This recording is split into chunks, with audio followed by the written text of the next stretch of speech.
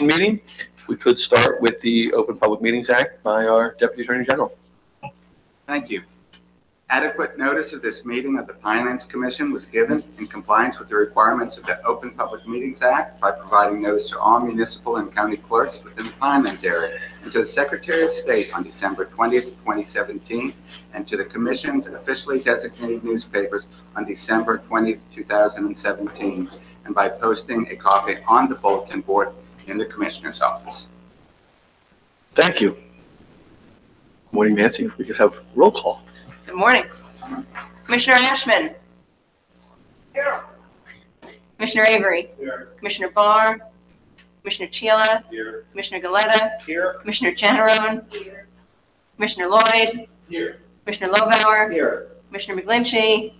Commissioner Prickett. Here. Commissioner Quinn. Here. Commissioner Rowan Green. Darcy.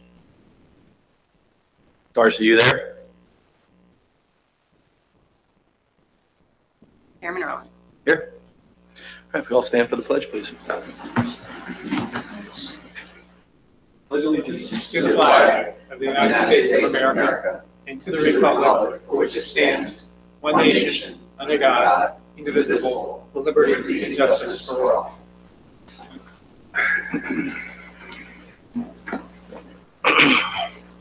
Our first item on the agenda are the adoption of the December 12th, 2017 minutes. Do we have a motion? So moved. Second. Are there any questions or comments on the minutes? No, hearing none. All right. All in favor? Aye. Any opposed?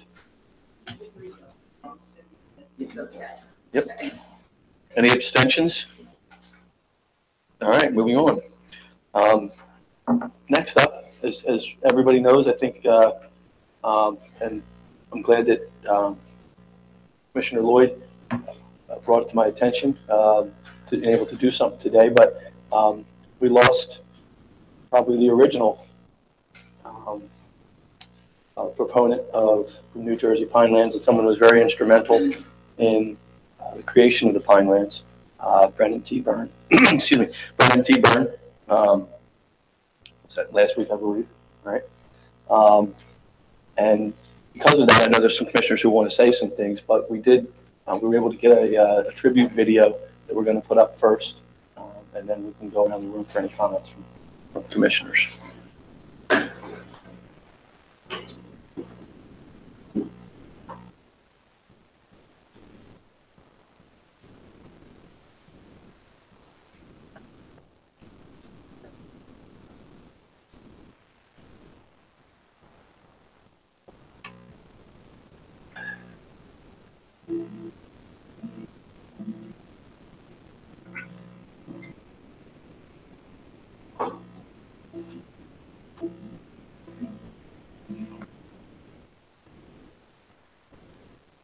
Story that a one man can write a book, understand why that's important, and can almost alone put together the resources and the political will to get something that important done for the state.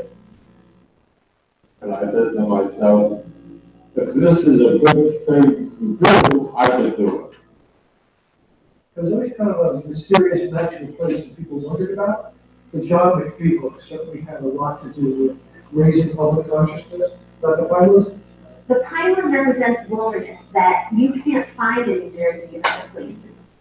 You can drive just a few miles, whether you're in Philadelphia or you can come down from New York, and you can come out to an area where it is completely quiet. And it is a gift we have to come and walk away from modern life and distractions that is becoming increasingly rare for all of us. This is the most densely populated state in the nation. And what I always wanted New Jersey to be first in one of the things, the one first I don't want it to be in, which in fact, scientists and others say we're very close to reaching, which is the first state we fully developed. And so it becomes even more important to preserve something as magnificent and big as the Pinelands. The government made it clear that this was going to be a race station. That he was fully prepared to make things happen, which is exactly what we're doing. This could not happen but for the effort of Tony Byrne. And he had the energy drive, stick to it, and frankly, the courage to face the hostility that was there to get this through. Governor Burr was calling individual legislators into his private office in the State House to tell them how important this legislation was to him. If it worked for Governor Burr, I don't think it would have been possible because the resistance was so fierce. You have to realize this is a real experiment. This is the nation's first national museum. It's an alternative to a national park. Probably the best legislative representation of some of the most innovative land use planning techniques anywhere in the country, all kind of wrapped up in one piece of legislation in one regulatory body. The likes of which we really have not seen emulated really anywhere else. The jeopardy to the water supply that we have avoided as a result of the Pinelands Commission is tangibly probably the most significant thing we've done.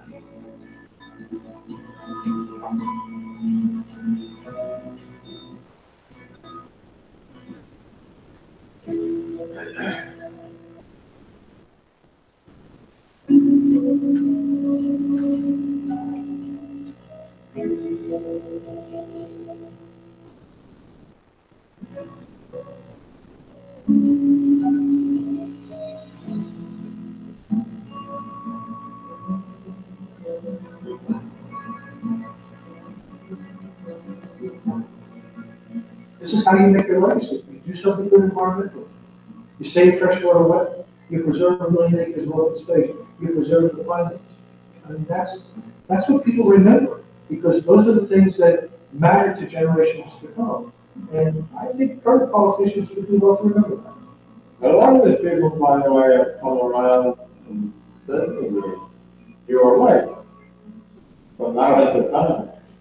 I don't think there's any question, but the Pinelands has been a bipartisan, nonpartisan effort, and that's the way it should be, and that's the way it should stay. Governor Burns' role in this whole thing has been exemplary.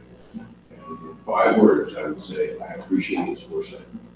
Human beings need wilderness, if only to know that it's there, as a place that you can go to and be in, and that it is integral to our spirit as a species, that we have places to go that are wild and untamed, where you can wander to whatever degree you wish. Even if you never go there, you need to know that it's there, and that's what this place is.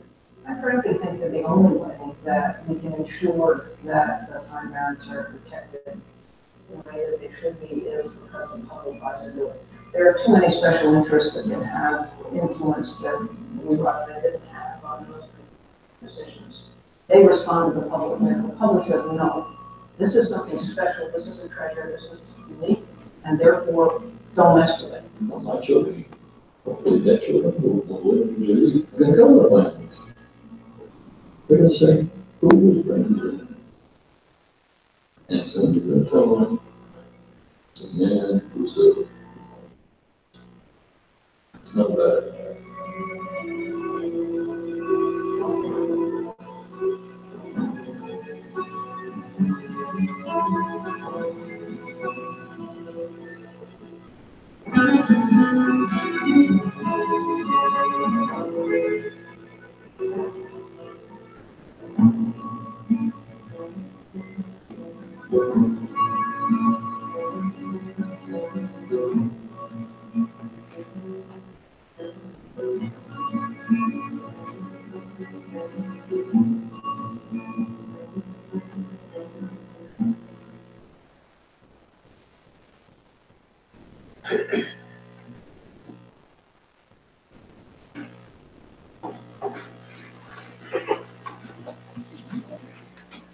All right, thank you. I know Commissioner Lloyd.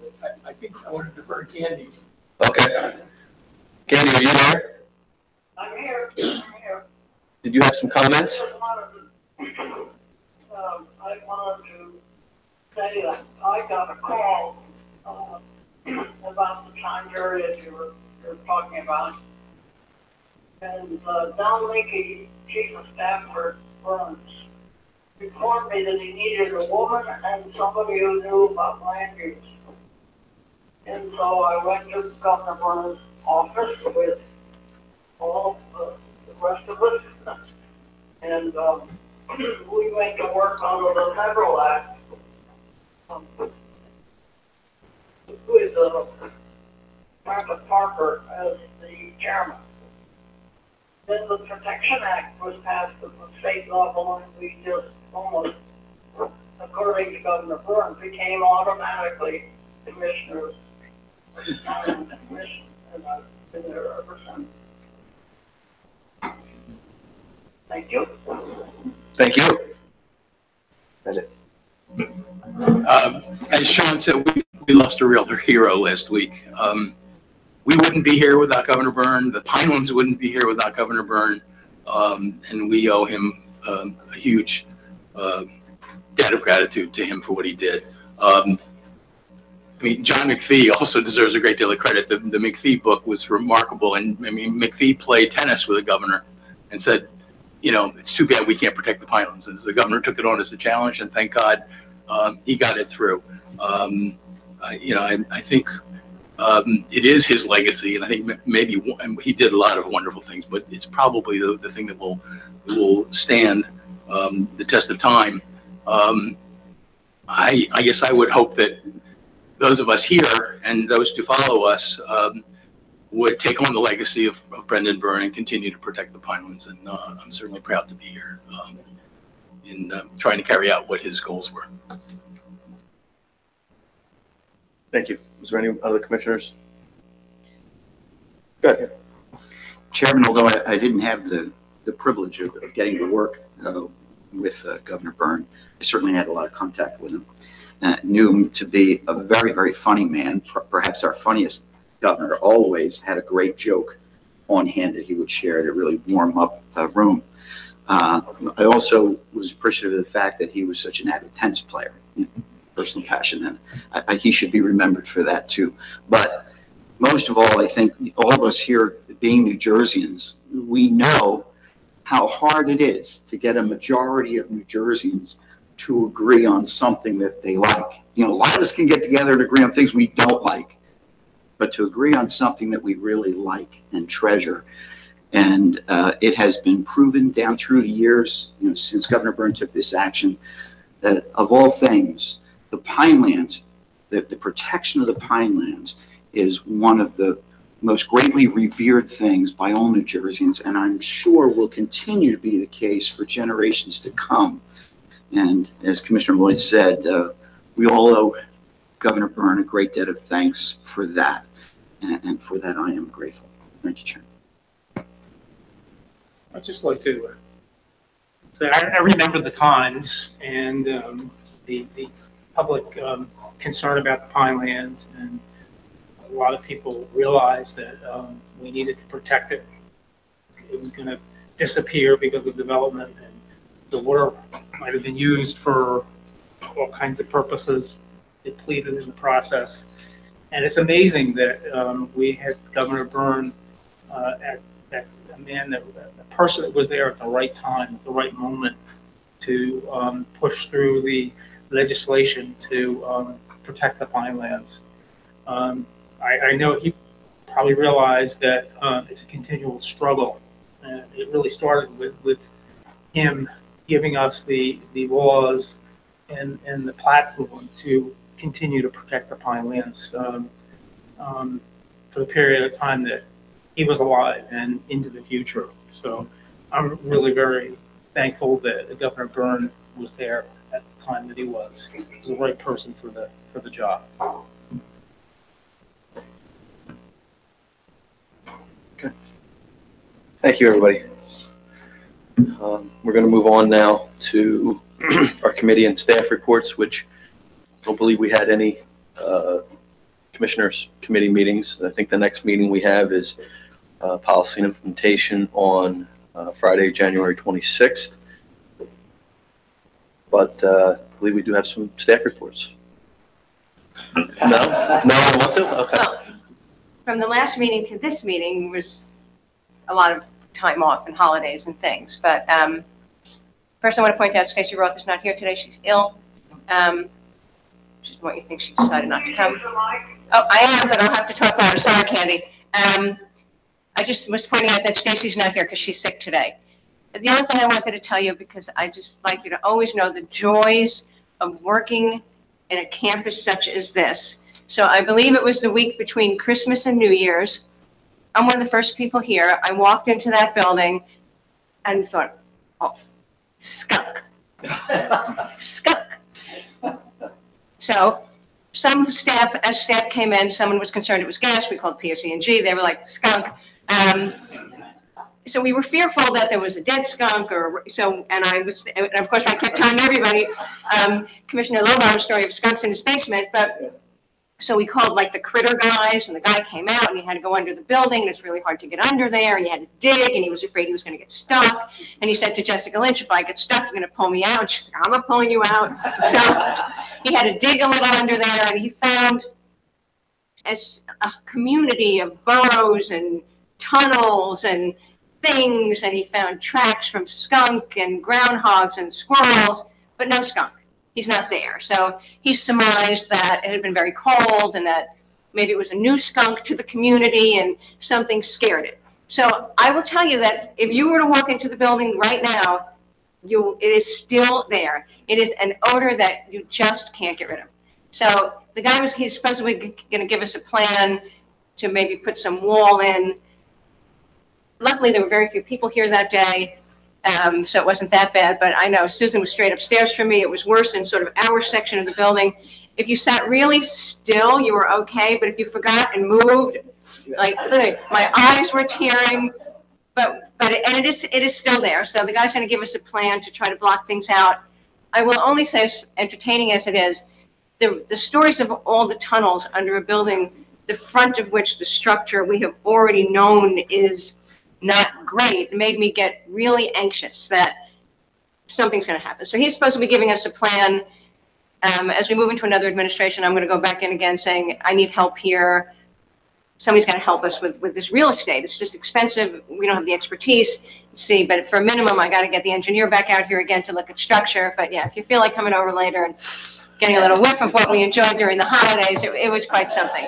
It's one of the joys of having the office smacking here in the Pinelands without anybody protecting us. So that was for those of us who were here, that was our Christmas to New Year's week.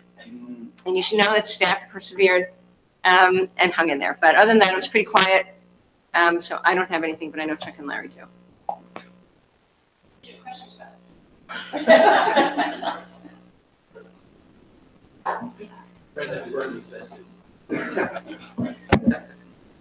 Good morning. Just want to bring you up to date on a couple of things. One is we continue to look forward to a NASA project in the Pinelands.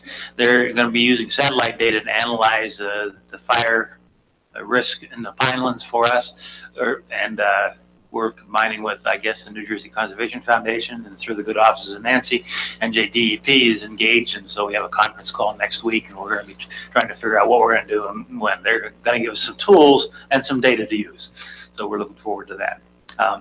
Second thing is we continue to pursue a couple of things on our long-term economic monitoring front. As you may know, we didn't do a report last year, partly because we're re-examining everything, but Gina has been working on it. She's been gathering data. We've been changing the way we present it a little bit. We're also looking at a couple other initiatives. One is we have contracted with Rutgers to help us examine how are we doing, and then what are we doing, and they're due to give us a report any day now, I believe.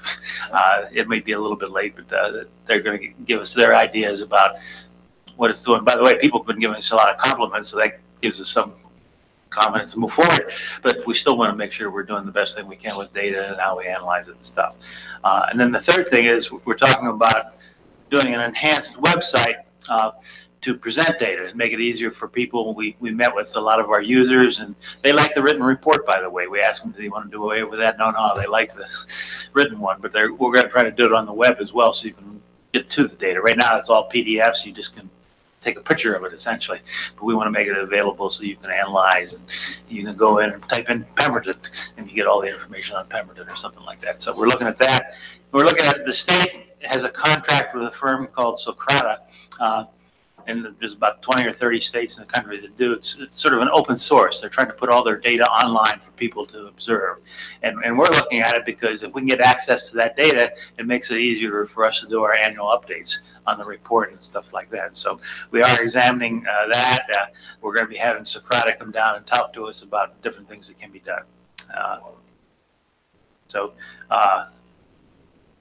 That'll be upcoming in the next few months, trying to figure out, do our annual report, which will be a 2-year report this year, and then looking at an enhanced website. I don't know how long it takes to get it up, but if we go through the state's data storage, data server, it might make it a lot easier to update it, we hope, and we want to make it very open to everybody. So that's where we are. Any questions for Larry? Good morning, Commissioners. Members of the public. I just had three brief items I wanted to touch on. First one is we've been working with Woodland Township for probably the course of the last few years. I've mentioned it a couple of times regarding the development potential of a parcel that the township acquired out of Route 72. It's located Route 72. Chuck, can you turn your mic on? I think it wants to turn it off. Thank you. That's located between the Route 72 and Route 70 Circle and the state school on the south side of Route 72. It's approximately 100 acres. And I just wanted to note that the town continues to evaluate the development potential of the parcel. It's located in the township, what's referred to as their infill zoning district. But in your packet this month is also a letter of interpretation allocating Pineland development credits to the parcel. So the township's also evaluating whether or not that may be a course of action that they choose to sever the Pineland development credits from the parcel and impose a PDC deed restriction. The second item I wanted to mention was that the staff had a pre-application conference with a developer in Stafford Township this past week. This is on the south side of Route 72, across from, in the vicinity of the Ocean Acres residential development. An assisted living community is proposed. It's an approximately 10-acre parcel. The applicant's proposing approximately 170 assisted living, we call them dwelling units, but they're essentially apartments that are in a continuing care community. And the last thing I just wanted to mention is that I think it's informative. I made a partial list, at least, of the different municipalities that the commission dealt with and worked with since our last meeting on different violations that occur. And I think it's important to note that the municipal staffs do work with the commission staff in a joint effort to try to resolve violations that come up. And this isn't meant to be an all-inclusive list, but it's pretty indicative of the amount of time that we spend assisting municipalities with violations. And it's Waterford Township, Barnegat, Southampton, Tabernacle, Galloway, Mullica, Hamilton, Pemberton, and Winslow, where all municipalities were engaged with in a joint effort to resolve land use violations. That's the end of my report. Any questions? Chuck, Woodland Township, the township owns that tract of land? The township does own that tract of land. And the way the commission's regulations are written, since they acquired it after adoption of our regulations, it is eligible for Pineland development credits. For everyone's benefit, our regulations provide if a governmental agency owns a piece of property as of the adoption of the CMP, it's not eligible for Pineland development credits. But in this case, Woodland acquired it afterwards. Thank you. One more question with respect to the project in Stafford. Do I recall correctly that we have stormwater basins south of 72 and in that area, and I wondered how close this is, or whether it will impact that basin. And I guess the other question is whether we're looking at the stormwater impact of this development. This project would be located to the east or closer to the parkway than the stormwater management basin that the commission approved, I guess, approximately a year ago by now. That basin was a waiver of strict compliance to meet a compelling public need for the Ocean Acres residential development, where there was a flooding problem, and the basin is located across from Ocean Acres on the south side also, but in a Pinelands forest area.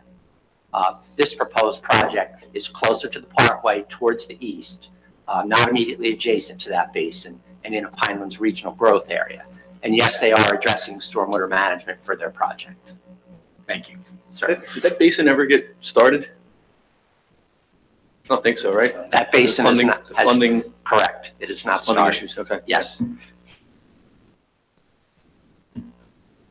Yes, sir.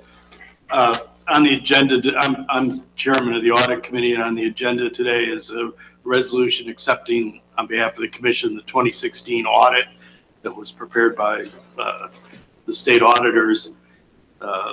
We've talked about this before in the findings and so forth, so I don't want to go into that, but I did want to thank publicly the two public members of the audit committee that volunteer their time to assist the commissioners in preparing the audit and reviewing the findings, Brian Logan and Mike Mansdorfer, and appreciate their efforts on helping the commission. They bring a lot of expertise and understanding of audit requirements. They're both CPAs, and their willingness to help the commission is much appreciated. Thank you. We can ask questions now on the audit, or we can do it when we get to the resolution if anybody has any questions. Mark, you do something else? Yes, thanks, Chair. Not on the audit, but I had a question for the director. You mentioned the transition is occurring to me. That we may have had to prepare a transition report. No? We prepared, and I shared with you when we did it, and that was it. Oh, okay. Nothing so it's else. what we've already seen. Yeah, yeah, Okay. nothing else. That's all I was going to ask for. Okay, thank you. Yes, sir. Nancy, have we had is there any developments on the question about ORV use in other state parks? We had said that when we considered Wharton, we were going to look at others. I wondered, I think you were going to meet with the DEP, and I wonder where that was status. I didn't meet with them. I had a conversation with Mark Texel, which was positive, and then we both agreed we should wait for the new commissioner to come in, wait for all that to settle down, and then don't talk about broadening the discussion. And I thought that made the most sense. I'm thinking we might have a different response.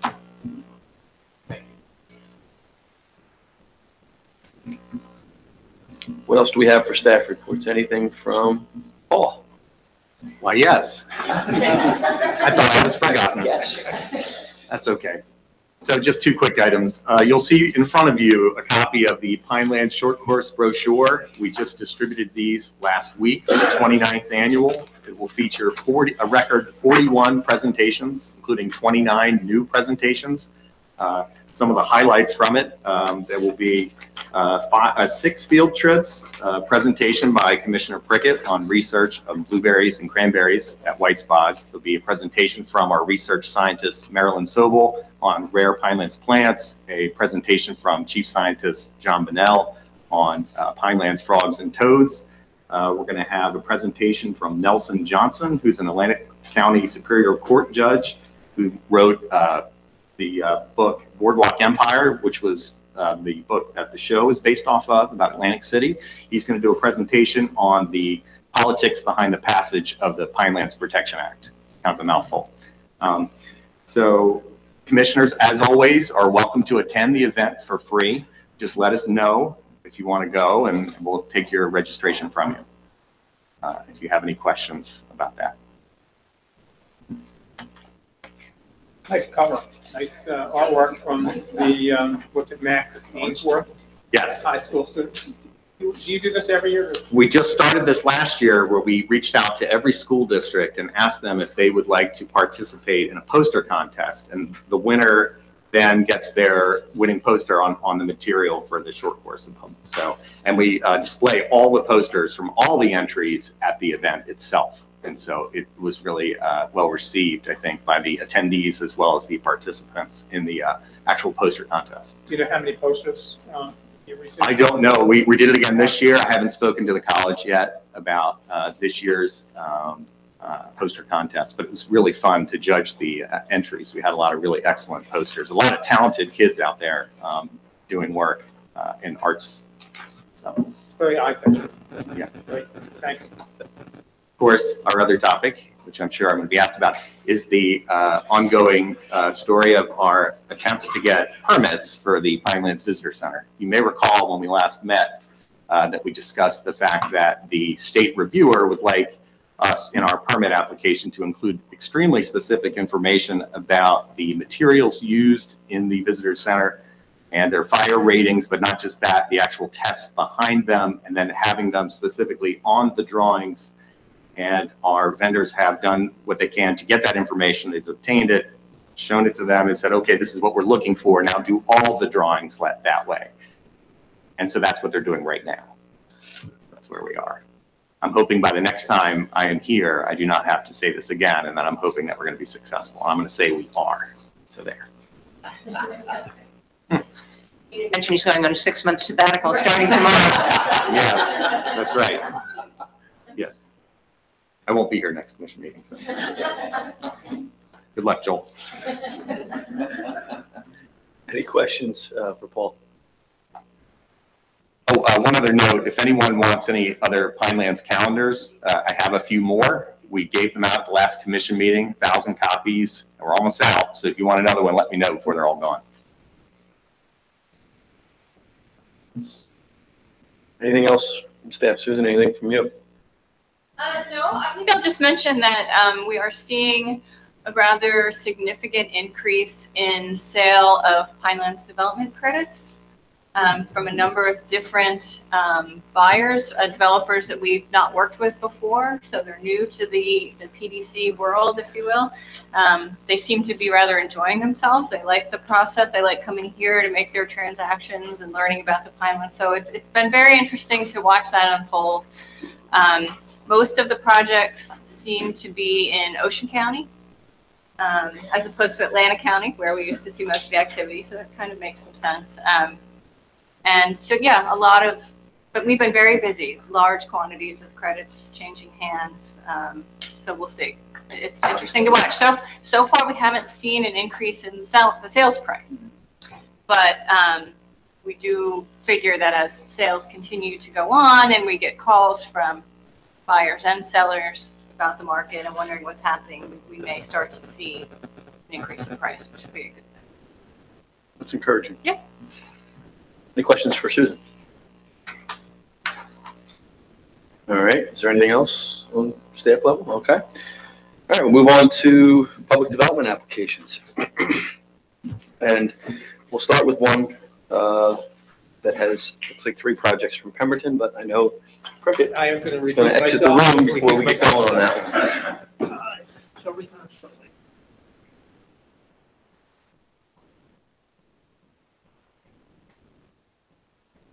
As we said, we have, this resolution has 2 from the Board of Education, 1 from Pemberton Township. Do we have a motion? There we go. Second. All right. Are there any questions or comments from staff or from commissioners? After that photo was circulated this morning, I believe that's posing questions. All right. All in favor? Aye. Aye. Any opposed? Abstentions? All right. Rick, you ready?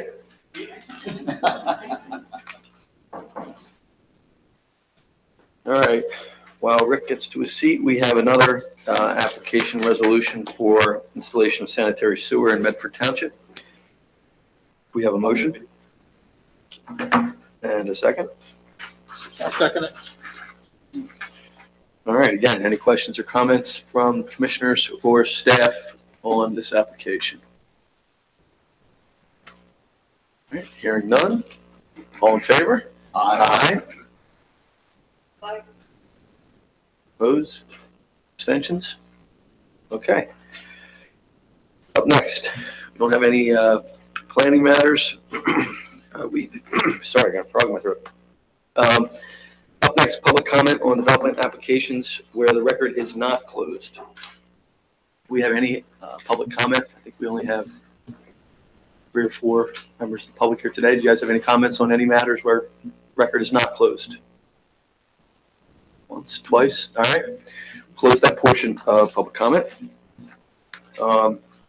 We do have some ordinances that don't require commission action, but Susan, any comments on those? All right, and then moving swiftly, we have, as Commissioner Avery had mentioned, we have a resolution to accept fiscal year 2016 audit report. We have a motion on that. I'd like to move that. Any other questions? I know Mr. Avery went over some of them, but any questions or thoughts on the audit 2016? Yes, Mr. Chairman, as I indicated at the end of last fiscal year, the findings would be the same because of the time period involved. We've started a new fiscal year. We've made improvements as requested by the state auditors, both in our software to manage our financial records and in our review of the persons reviewing reconciliation of bank accounts. And I think the last item is we've purchased a new server that will allow the staff to test our disaster recovery plan in the event that the computer system goes down. Hopefully all of those will be done next year in time for the new audit and to be finding free. That's our goal, is to have no issues with the audit. So that's my report. As I always ask, how's Edmonds coming along? Well, I was just going to tell you. So we have successfully, whatever I like, on the technical stuff, we now have shared our NEMREC information with them. They have processed it back to us. We have uploaded the things we need to upload onto our server. So now we're going to start to test the back and forth of the information. We're hoping to be up and running by the end of February. We're going to run dual systems for a few weeks, the NEMREC and the new stuff, to make sure everything's working. And that should be then up and running, and that should resolve, hopefully, finally, many of our issues with the auditors. For the disaster recovery, we had to buy a different server. We haven't purchased it yet. I wanted to get the Edmund stuff done because there's just so many things Evan can do at once with getting new things up and running while he's trying to do his job. And we're trying to keep him happy to stay here because he's really good. So I pushed that one back a little bit, but once we're done with Edmonds and that's up and going, then we'll purchase that. And then that should happen rather quickly. I don't know when the next audit will start. They like to come around March, April. So we don't have a lot of time, but we should be there. We're pushing hard. We have our financial advisor, if that's the word, or the firm that we retain, that the commission retains. And a member of their staff is now assisting our staff in reviewing the bank reconciliations. The problem is we have so few staff that we didn't have enough of our own people to do that independent review. So that was the solution to that problem, and I assume that's ongoing. Yes. So that was a big concern of the auditors 2 years ago. So, and I would just share that they sent a letter. I guess Alan, you got it, and I got it. Yes. Sort of a Pokey Pinelands letter about the issues that have been recurring, and I had Jessica Lynch look at it and vent. But she shared with me a lot of back and forth conversation between the auditors and Bowman, who's our CPA. So it's not us. It's torturous. They don't get it. We're weird. We're not like what they're used to seeing, and we don't fit in their boxes. So much of the confusion isn't really we're not doing things right. It's just they don't understand, and it takes so much back and forth that it has created this ongoing problem. So I'm hoping with the Edmund stuff, it'll look more like what they like and they're comfortable with, and that will resolve it. But they did send another letter reminding us of these problems we have. and I don't want to leave the perception that there weren't bank reconciliations ongoing. It just wasn't in the form that the auditors wanted. So we've hopefully corrected that. It's probably a little bit like Paul's going through with the permit for the visitors center. That might be a good analogy. Any other questions, Jessica? So Alan, do I understand that we're trying to do it in their format so they can understand in the future what we do?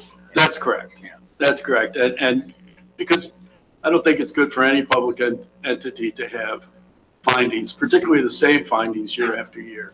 And I think the audit committee thought that the best thing to do was bite the bullet and buy the admin system, show it to them in the way that they want and expect to see it. So that's what we're doing. Thank you. That makes sense. Any other questions? All right, we have, we made a motion in a second, so all in favor? Aye. Any opposed? Any abstentions? All right, next we have a presentation. Yes, we do. Yes, there's a presentation this morning on the New Jersey Pinelands Electric Transmission Right-of-Way Vegetation Management Plan. That's a lot of words. In 2009, the Commission approved a pilot program to establish a program for managing vegetation within the certain utility rights-of-way within the Pinelands area. And this morning, Gene Montgomery and Patrick Burritt of your staff are going to provide a presentation on a progress report on that right-of-way plan and the pilot program. Gene? There's a lot of terminology that we're going to talk about. Gene, you're probably going to have to sit down and use the mic just because we need to get you on the live feed, but also folks on the phone. There's a lot of terminology that we have with this report, and I'll use the first slide to explain when we say right-of-way span, that's the area in between two electric transmission towers and the vegetation that's growing underneath of it. We started off with this project before 2009 when our science office, in conjunction with Rutgers University, developed the document that you see on the slide, which is the actual right-of-way plan. It is a list of 3,000 individual span prescriptions and what the utility companies are supposed to do to manage the vegetation underneath the spans to keep it looking like a mini Pinelands ecosystem, but just not as tall. The area subject of the right-of-way plan is subject to just the electric transmission lines as opposed to the distribution lines that are lower voltage.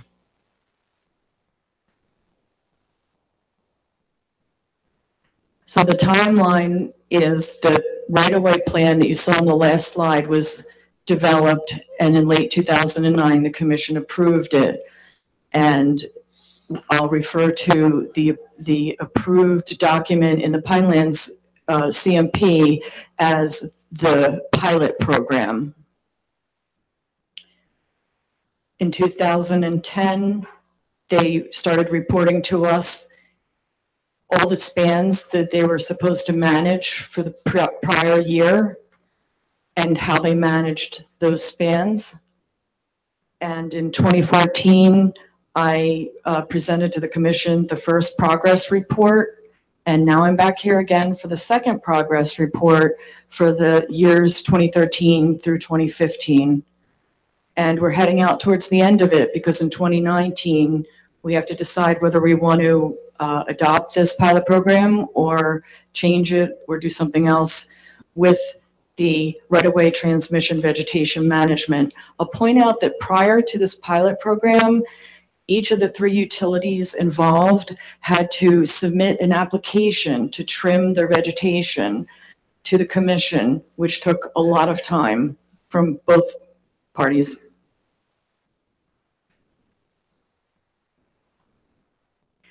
And again, you can see here that this is reflecting the locations of the electric transmission lines that we are regulating, reflecting the fact that most of these lines are coming from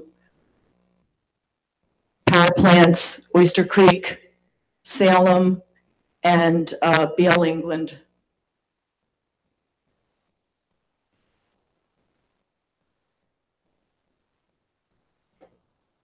So what does it say in the pilot program and our regulation?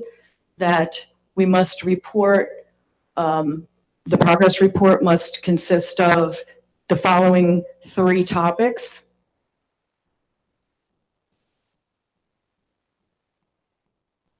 This is the short-term last 3 years of management in the Pinelands by the 3 utility companies. The utility companies go on cycles, and you can see here that in 2015, Atlantic City Electric cut most of the Pineland spans it has, as compared to 2014, where JCP&L has a rest year every 4 years where they don't trim anything in the Pinelands. Another thing that makes this bar graph that stands out on it is the fact that Atlantic City Electric has by far the biggest number of spans. That's because they have a narrower span system and a shorter distance in between their towers as compared to Jersey Central Power and Light and PSC&G. What else did I want to put? I think that's it. Then I took a look at the last cumulative 6 years. So the past plan, progress report, and this plan. And I took a look at, of all the spans that each of these 3 utility companies manage, what didn't get managed? Because after 6 years, we would expect all the spans in the Pinelands to be managed. And we found out that that was true for Atlantic City Electric, I'm sorry, JCP&L and PSC&G, where they managed all of their 215 and 246 spans respectively. What we found out was that there was 448 spans that had never been reported as managed. So I was trying to find out why that happened. And I'll talk about that in a minute. Section 2 of what we have to report in the progress report is any significant problems that we had. We're still working on spans in wetlands, which have this prescription in the right-of-way plan that says hand cut, do not mow. This was intended to keep vehicles out of the right-of-way. And we have discovered that we have to have vehicles in the right-of-way. If anything, at least to get in and out of the lines and different locations. An example of this in this slide, as you can see in the background, that's an upland, and the utility company here is allowed to mow that span with big deck mowers, and here they're not. So while the mowers have stayed out of this span, they have to drive through it, but at least it's been minimized. We also have certain prescriptions that tell them if they've got to go into some of these wetland spans to do it during a drier season of the year in the late summer and fall. Another significant problem we had over this time period was access roads for these right-of-ways. The utilities under the right-of-way plan are allowed to conduct routine maintenance, and we've had a couple of problems with what the utility considered routine maintenance.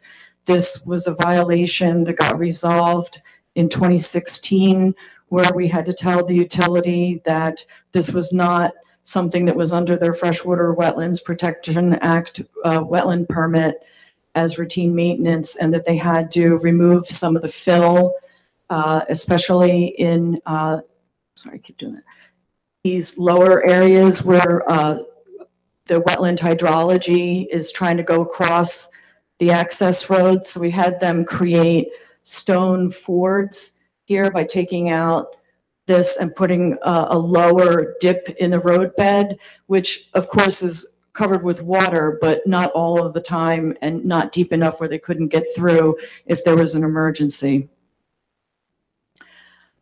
So back to the unmanaged span question. I discovered that after looking with ArcView about some of the spans that they reported as never having been managed over the past 6 years, some of them were agricultural lands which never needed to be managed because someone else was farming underneath of them, or they consisted of phragmites or some other marsh type of vegetation.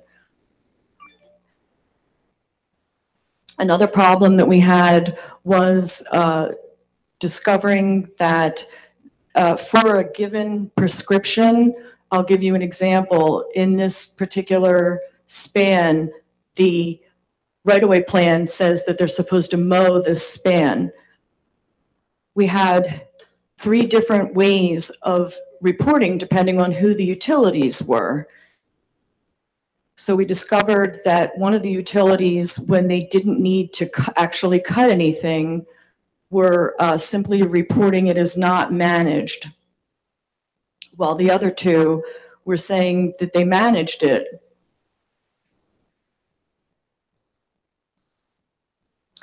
I'm going to take a break and hand it over to the science office to talk a little bit about a separate sub-project of this right-of-way plan, which is vegetation monitoring within the spans themselves.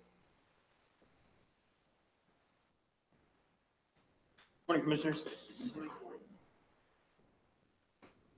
Part of what we were charged with in the science office was to determine if the vegetation under the power lines were remaining relatively stable and sustainable early successional habitats that are characteristic of the Pinelands. So the past 7 summers here I've stood trying to determine that. So you've got the 2 towers up in the top left or top right, and in between them I set up 2 100-meter squared macro plots, and within each of those circular plots I set up 5 square meter subplots, 1 center, 4 in the 4 cardinal directions. And you can see that in the picture on the bottom right. So that's my 1 meter square. And what I would do is identify every single species present and look at the percentage cover of all of the herbs, all of the shrubs, any trees, if there were any seedlings, any bare ground, and just note general disturbance. Within the whole 100-meter square, I would identify every plant present. And 24 spans were selected with 2 100-meter plots in each. I had 48 plots to visit every June and July.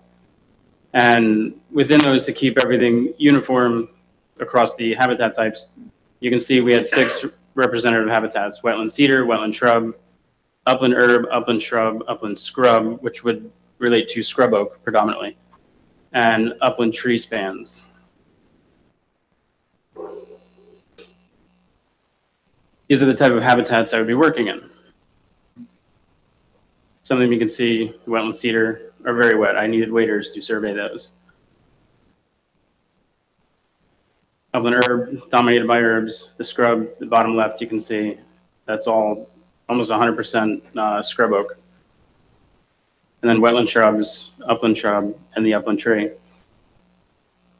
And the 2 at the top might give you a better idea of what Gene was talking about for some of the wetland spans. You cannot get vehicles into them. It's muck, sometimes water. That doesn't work. Although they do have a fancy machine to get in there, but it destroys it. So starting in 2011, we did our first survey. And next year, well, this summer coming up will be the last survey that we'll be doing. 2011, did the first complete survey. And we wanted to find out if everything growing within the span corridor itself was similar or different than what would be in the adjacent forest. So what's in the forest compared to actually what's in the right-of-way. And with that, we looked at the woody plant communities, the dominant shrub cover, and the number of woody species to see if it would vary. This is what we found. 61 woody species in all plots, which is it's a good number of species. And 77% were native, 16% non-native, 7% we were unable to identify. And comparatively below, in the rights-of-way, 16 tree species, 39 shrub. Forest plots, 16 tree species, 31 shrub. So pretty similar. There were native and non-native species found in both the rights-of-way and in the forest. which would be expected. The dominant shrub cover, we did have a difference in the upland scrub plot.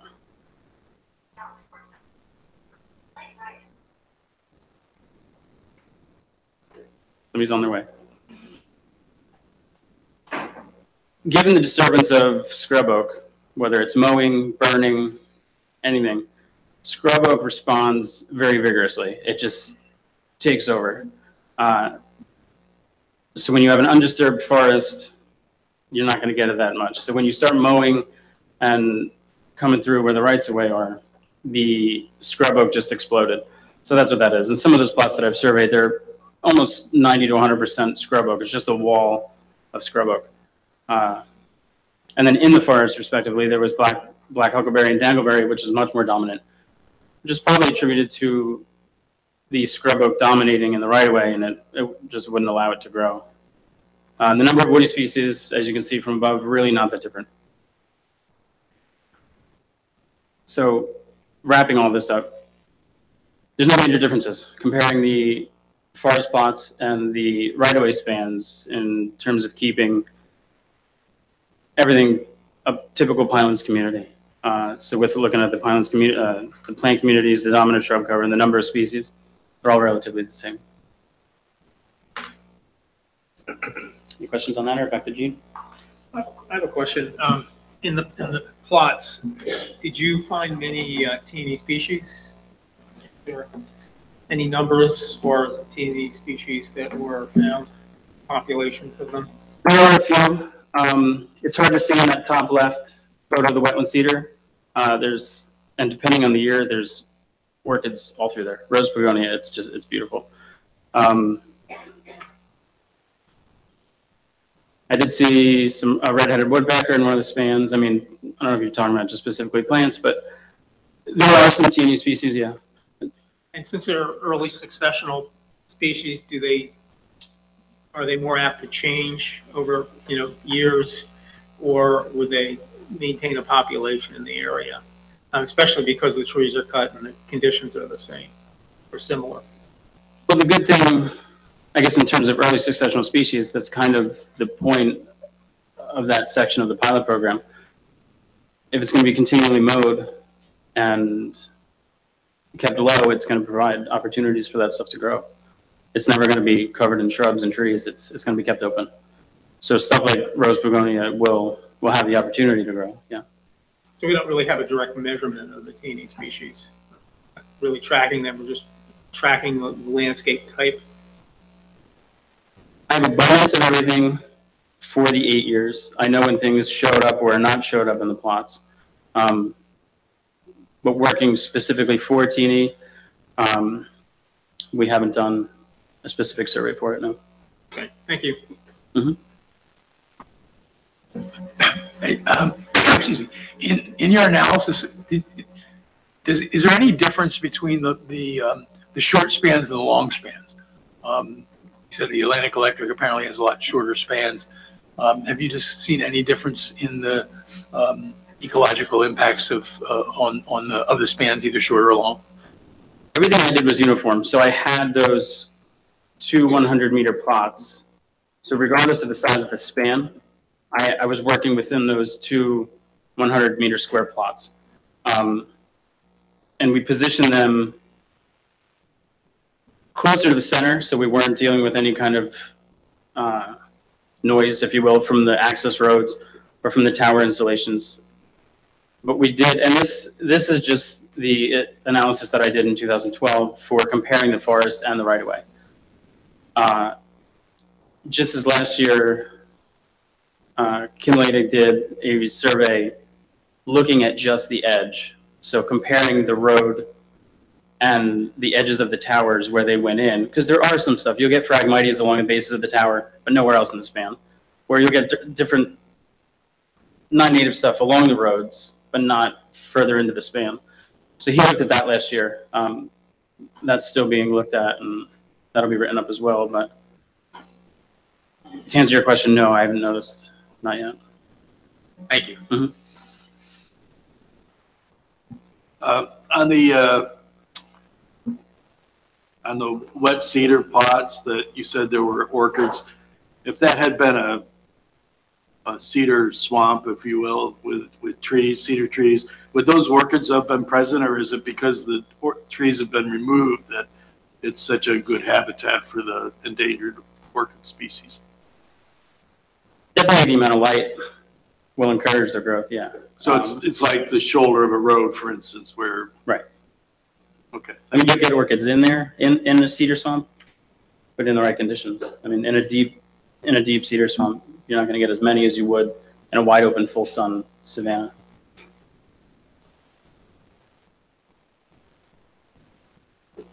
Any other questions? Patrick, a couple of years ago, some of the commissioners were taken on a tour of a right-of-way in one or adjacent to Wharton State Forest. And we were looking in particular for evidence of recreational vehicle use, which was happening in the particular spot that we looked at. I know that most of these rights-of-way are sealed off from public access, right? But do you also take note of things like damage from recreational vehicle use when you're looking at these plots? Or at these spans, rather? Commissioner, maybe I can help answer that question, and Jean may be able to elaborate a little bit after she finishes her remaining part of her presentation. But it's a very common problem that the utility companies have with trespassing within their rights-of-ways. In the limited number of times that I've been out in these right-of-ways with the staff to address particular issues, trespass is occurring while the utility company personnel is in the field. So it's a very common problem. I think probably most commissioners and members of the public have driven by roadways where these utility rights-of-way intersect, and you can see the extent to what the utility companies go trying to block access to the rights-of-ways with gates and locked gates. But it's an ongoing problem with the use of these rights-of-ways. Thanks.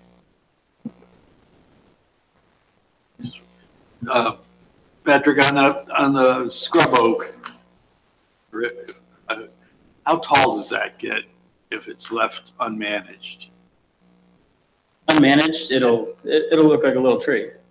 But what's the height of that tree? 10 to 15 feet. Is that too high for them, for the management? Anything that from what I was told by a field technician in the field, by one of the power companies, they should cut anything that has the ability to reach a potential of 3 feet. So yeah, 15-foot tree is definitely a concern to them. Patrick, is that from the BPU's regulations? You may not know that, but I suspect it is. BPU issued regulations not all that long ago on management because of the incidences of trees and things hitting lines and knocking them down. So those requirements stem from there, not from us and not from the utility. And do we have any input on that BPU? You know, and I don't know if it happened when I was here, but no. I mean, Jeff, you remember when BPU adopted those rules? I don't know the answer to that question, but the purpose of the pilot program when it was put in place was clearly to wind up with a low shrub layer in all of the right-of-ways and eliminate the tree issue. That was one of the purposes of that program. And Jean may have a little bit of information, but as Nancy was just indicating, the issue is how close the trees come to the conductors when they sag in the hot weather, the conductors being the lines. But the pilot program is designed to eliminate almost all trees within the right-of-way. It strikes me as a layman, and I'd love to hear from staff about this, that 3 feet could be higher than 3 feet. I mean, I wouldn't imagine that the lines sag more than, I don't know what the figures are. If they start at 100, sagging to 70 would surprise me, but I could be wrong. I'd like to hear more about that if you can enlighten me. It gets higher. That was just what and I'm not sure where he got that from, but he said they were anything that had the potential to get 3 feet. That was a concern for them and could be mowed. Typically between the years of their management, some of the scrub and the tree spans will reach a good 6 to 10 feet, those trees, before they're mowed again. So yeah, they're not looking for it to hit 3 feet, but I think, again, the language has a potential to hit 3 feet. I'm not sure where that came from. That was just his word in the field. And Nancy, you think that may be from the BPU reg? I mean, we're not sure. But Quick look at it because of this, and I don't remember, but it's very prescriptive, so I'll look at it and let you know. I mean, I thought I brought it with me when I left it on my desk. Okay. But they do, it's not the Pinelands, but statewide. Everywhere, They- yeah, they- yeah. They promulgate those rules after there's everybody else power that man, and they throw a big net, I'm sure. Yeah. But I'll look at it. Well, it makes sense to protect the lines. It just seems 3 feet seem to be And you know, overly protective, I guess. sometimes, as we always find with anything, whether county workers or, by the time it gets down to the guy out in the field, they come up with their own urban legends, what they're doing or what they want to do to make it easier, whatever. So it could also be a combination of things, but I'm now curious about that. Mr. Chairman? Ed, I believe that 3 feet's a lot more manageable to maintain than 10 feet. If you tried to mow a 10-foot tree, that's going to be a lot harder than a 3-foot tree. So I think the 3 feet that Patrick was alluding to is something of ease of management, just to maintain that road. That's my perspective anyway. I would just wonder if the scrub oak has a maximum height of 15 feet. Can't exceed that. It probably And does. maybe it wouldn't require maintenance. It does. Commissioners, if we could report back to you on that, Sure. that would, thank Sorry. you.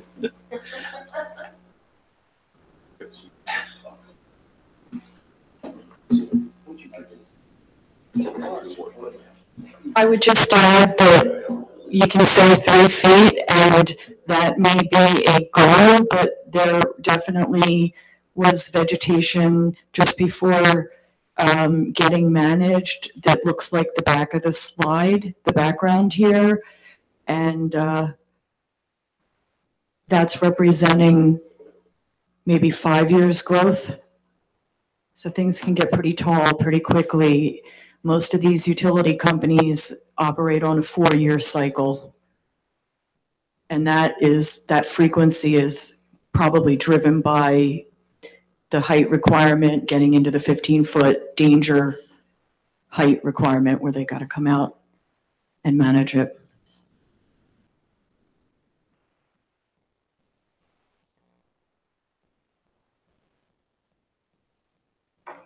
So we have these individual prescriptions, and there is an ability within the pilot program for staff to, executive director to approve minor adjustments to the particular prescriptions. One of the requests that came in this management period was from PSCNG asking us about these boom mowers. So you're in a wetland span that is very wet and has a raised bermed access road that was already pre-existing prior to the Pinelands.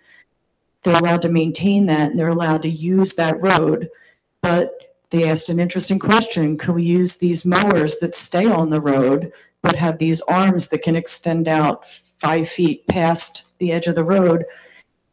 Can we use these? We need these to maintain our access roads so they don't grow in. And so we allowed them to use that, thinking that the impact to wetland would be negligible since the equipment is staying on the access road. PSCNG also came up with another request that arose with the adoption of the northern long-eared bat as an endangered species, so it would be protected. While the utility company doesn't have to do any particular efforts for northern long-eared bat, they were basically putting forth a good faith effort to keep what might be roosting trees. So this is called lollipopping. The treetop is removed down to a certain height that they deem safe, and the rest of the tree trunk is left there. They requested also a shift in the prescription from what was in the original right-of-way plan as late summer, early fall for the dry time into the wetter winter times because of northern long-eared bat. And when I asked the utility about why they didn't take these trees out, they thought it would be more of an impact to this wetland. This is in the immediate vicinity of New Brooklyn Lake on the Gloucester County border, that it would be more impact to go in there with machines that have to take these trees out. I'll remind everybody that part of the wetlands prescription is that once they take trees or vegetation out of the wetland spans, they have to remove all the vegetation from the span. So they left it. And we allowed it as a minor modification. I don't know whether they have plans to take this out in the future.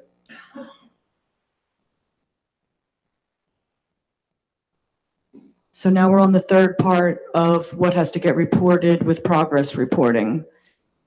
Possible amendments to the plan. A situation that I might have pointed out from the last time was changes to a particular right-of-way.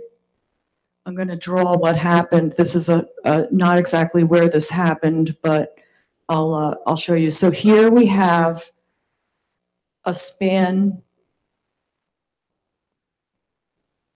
and its GPS and ArcView position that was reported to us by the utility companies.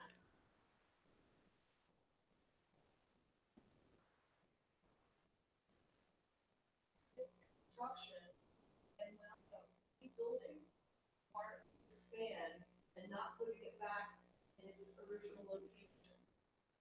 So they did something like this. Currently, the commission does not have the ArcView shape files for where the actual new span was constructed. And I'm suggesting that we have that put into the plan, that if they do reconstruction of lines, that they have to report to us the new locations of those lines. We also have additional new high voltage lines that are being constructed, such as what I point out here, the connective south line, which was constructed just after the utility, in this case Atlantic City Electric, had given us the shapefile information. So we don't have it, but it is goes for, I don't know, probably 40 miles down from the Barnegat area into the Egg Harbor Township area. And we do not have the location of that. And it might be subject of the future plan. So again, the major findings of this time was that we need some things clarified and defined, the terms about what these particular prescriptions might actually need and require to be spelled out, such as keeping mower vehicles off the wetland spans and keeping them to the access road.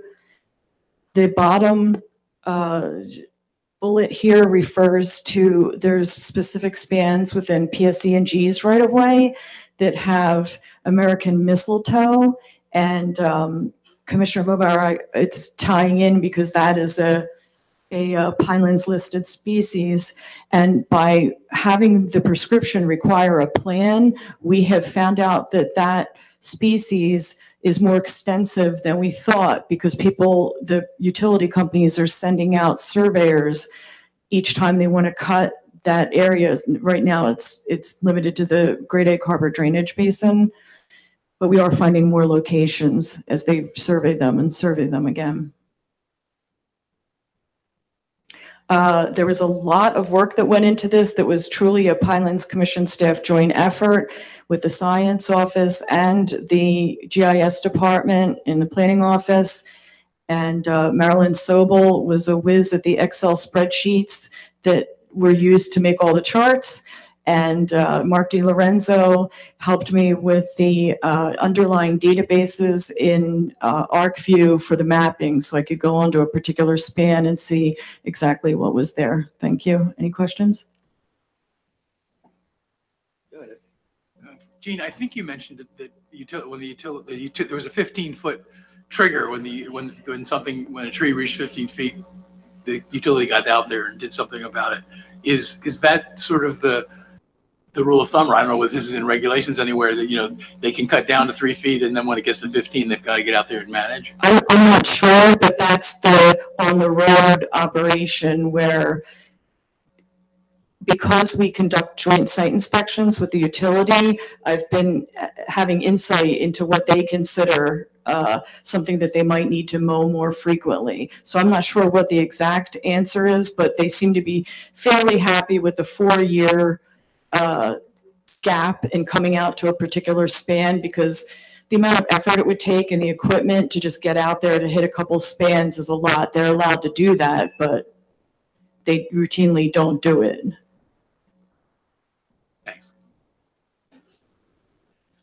Gene, when you're out in the field with the utility companies, do they rely on their own people to do this, or do they use contractors generally?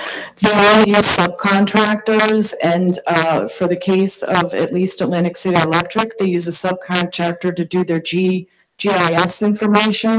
So that's interesting, because we were taking a break and we came back out onto one of the lines and they all pointed to the guy and said, okay, let's get back on here. And he's like, oh, wait a minute, we're on the wrong line. We've got to go 3 miles up the road. They both look the same.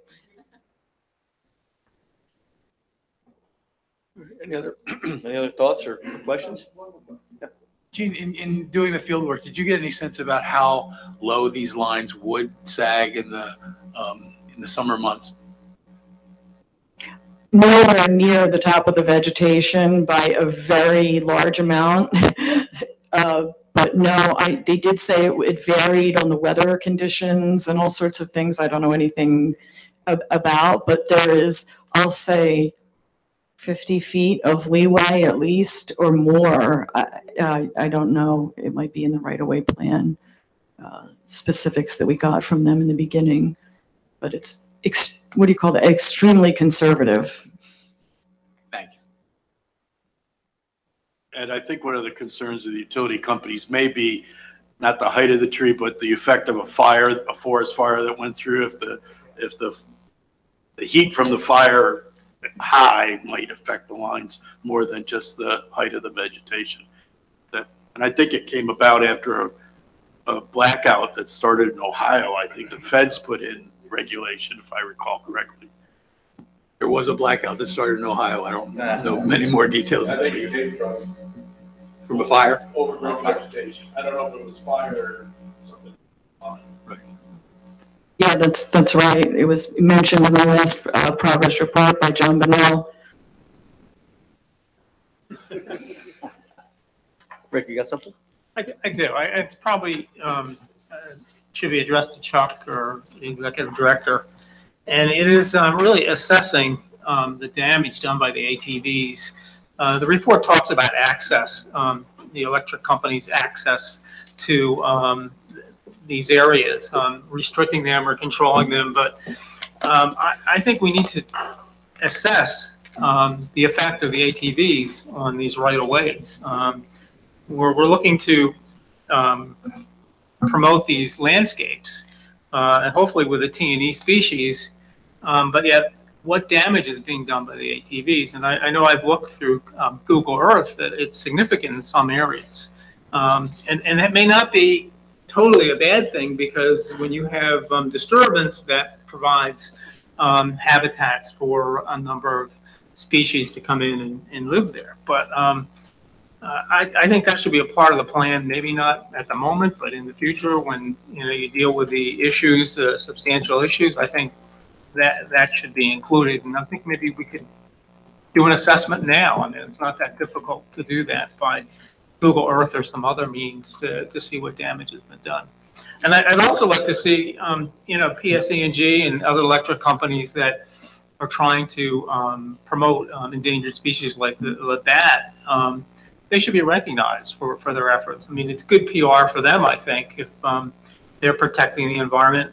I see nothing wrong with maintaining these kinds of environments. I've heard a lot of foresters talk about managing forests so that we get rid of all the rid of a lot of the canopy, so there's sunlight hitting the ground, so that other organisms, species can grow, pineland species can grow, but I think this is a wonderful laboratory that scientists can use and the Pinelands Commission can use to grow the teeny species that are out there, and hopefully they can migrate from these areas to other areas that they're not there. So here's some of my concerns, but I remember going out on the trip we went out on a number of years ago and seeing the damage that was done, and I also know from looking at Google Earth, significant amount of plants have been destroyed. So I think we should assess them. Thank you. Any other thoughts, questions? Good job, thank you. Thank you. All right, now we move on to general public comment. I don't know if there was a list, but I don't know that we need a list because we got a couple folks here. Go ahead, Rich.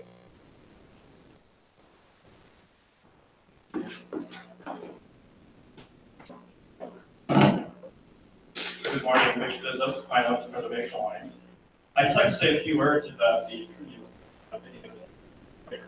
that was done by Jason Howell, EPA. You probably know Jason more from coming up here to speaking in front of you about important ORB.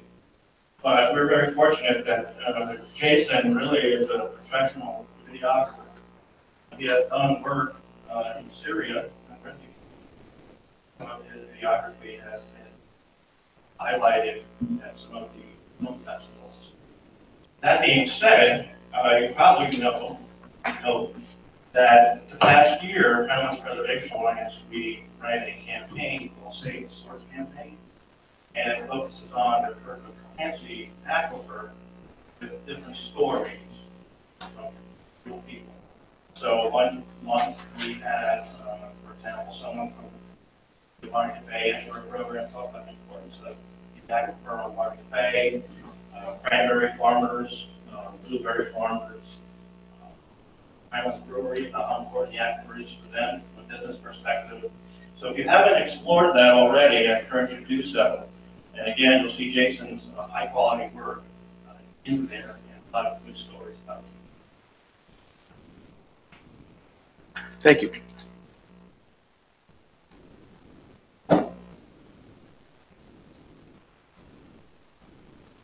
Brian Raposo, Pinelands Preservation Alliance. I just want to make a quick comment. I thought the presentation was informative, great. The presentation mentioned timing restrictions with cutting trees. And I imagine there may be a similar timing restriction for mowing of herbaceous vegetation or other kinds of practices. But in case that isn't currently in the plan, I think that's something worth exploring for some of the same reasons that commissioners mentioned, some of these rare points that are coming up. In order to make sure they persist, to point out have those open conditions, but also that they flower and set seeds under the timing restrictions. Beyond just the cutting of trees would be important if it's not already in the plan. Thank you. Thank you. Jay, anything from you? Oh, that move.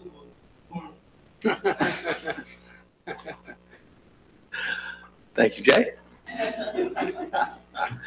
All right, I don't see any other members of the public, unless I'm missing someone, but that will close public portion of the meeting. Any comments from commissioners? Start over here, anything, guys, gals? Happy New Year. No? I'm good. All right, anything, Nancy, anything last minute from you? Maybe for old time's sake. I was there over the break, and I can definitely attest to it. It's terrible. I'll take your word for it. Yeah. All right, that being the case, do we have a motion to adjourn? So moved. All right. All in favor? Aye. All right, have a good weekend.